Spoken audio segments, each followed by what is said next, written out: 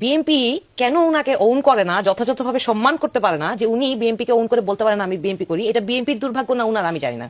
আমি তো ব্যাখ্যা করবো। হ্যাঁ, এইটা আমি তো মনে করি বিএনপি মানে দল হিসেবে বিএনপির নিজেদেরকে অনেক সৌভাগ্যবান মনে করা উচিত যে উনার মতো এরকম একটা থিঙ্ক ট্যাঙ্ক উনাদেরকে সাপোর্ট করে, উনাদেরকে ডিফেন্ড করে। উনি একটু আগে বলছিলেন যে বিএনপির দুর্নীতির বিরুদ্ধে যে বক্তব্য জামাত দিয়েছে সেটা উনারা ডিবাঙ্ক করেছেন, কিন্তু উনি আবার বিএনপি করেন না। আমি আশা করবো উনি মাঝে মাঝে এনসিপি কেও ডিবাঙ্ক করবেন, এনসিপির বিরুদ্ধে বক্তব্যগুলো, তাহলে আমরা উনার শুধু সাংবাদিক পরিচয়ের উপর ভরসা রাখতে পারবো।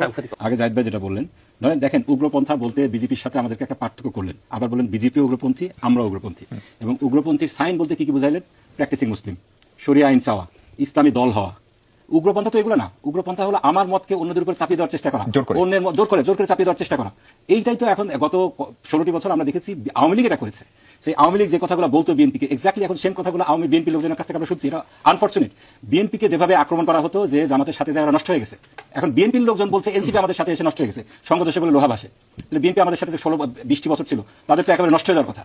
আমার কথা হলো এই যে ট্যাগিং, ইসলামী ফোবিয়া, যেটা আপনি ধর্মীয় যে সমস্ত সিম্বলগুলো আছে এইগুলাকে আপনি উগ্রপন্থার সাথে মিলিয়ে ফেলছেন।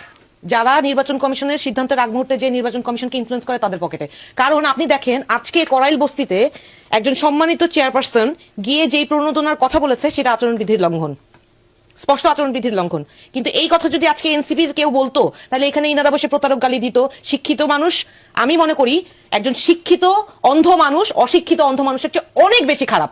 কারণ আপনি লজিক শুনেও শুনেন না, বুঝেও বুঝেন না। আমি ক্লিয়ারলি বললাম যে জুলাই সনদের লিগ্যাল এনফোর্সিবিলিটির কথাটা লিখা নাই, বাস্তবায়ন প্রক্রিয়া, সেটা উনি শুনেও উনি বলল এনসিপি জামাতের সাথে জোটে গিয়ে প্রতারক হয়ে গিয়েছে। অথচ আমরা যদি বিএনপির সাথে জোটে যাইতাম তাহলে কিন্তু আবার এই কথাটা বলতো না, তাহলে বলতো আমরা একটা পীর হয়ে গেছি, ফেরেস্তা হয়ে গেছি, এটাই হয়তো বলতো। আপনি মানুষের প্রতি বিদ্বেষ দেখান, একটা দলের প্রতি বিদ্বেষ দেখান, কিন্তু যৌক্তিকভাবে বিদ্বেষ দেখান। আপনি সম্পূর্ণভাবে ফ্যাক্ট ইগনোর করে আপনি যা তা গালি দিবেন। শেখ হাসিনাও এরকম রাজাকার গালি দিছিল, আর উনারা আজকে বললেন প্রতারক। এটার জবাব জনগণ দিবে।